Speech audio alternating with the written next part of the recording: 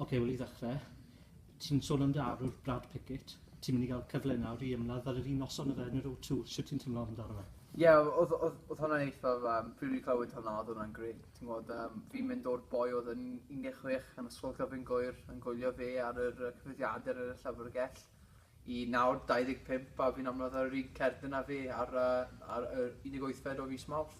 O'r holl ymladdwyr yn y byd, pam Brad Pickett? Right, na'r cwestiwn i fe, ti'n gwybod. Pryd o fi'n ifanc, o fi jyst yn hoffi.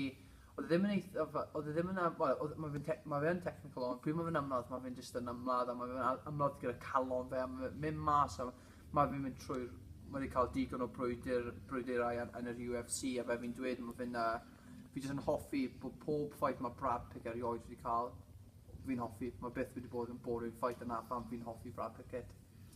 Ti'n mynd i fod yn ymladd yn erbyn Ian Entwistle, Cymro yn erbyn Sais. Mae'r holl gyffron na'n barod yn da? Ie, fi'n gwybod fel, fi'n dweud gobeithio bod fi gallu gorffen y swydd oedd y boys rygbi ddim, ti'n gwybod. So fi'n mynd mas hwnna, fi'n rhoi performiad arno. Mae Ian i fod yn deg, mae fe yn dda iawn, mae fe gyda footlocks da. Ond yn ban fi'n meddwl bod fi'n bocsio'r stand-up well, fi gyda wrestlo well, fi gyda grapplo well. So i fi'n meddwl bod fi'n mynd i bod yn performiad ardderchog o ran fi, ti'n gwybod. Mae'r cwmni Tanabe i S4C wedi bod yn dilyn y daith eitha hir mae'r UFC.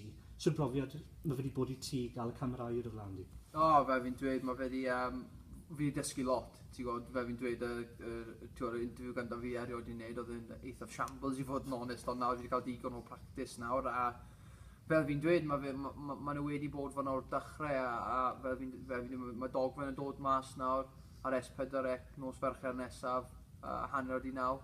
So mae fe'n mynd i dangos y struggle a beth o fi wedi mynd trwyddo. Mae pawb yn gweld yr ymladd a gweld y highs a maen nhw ddim yn gweld y lows.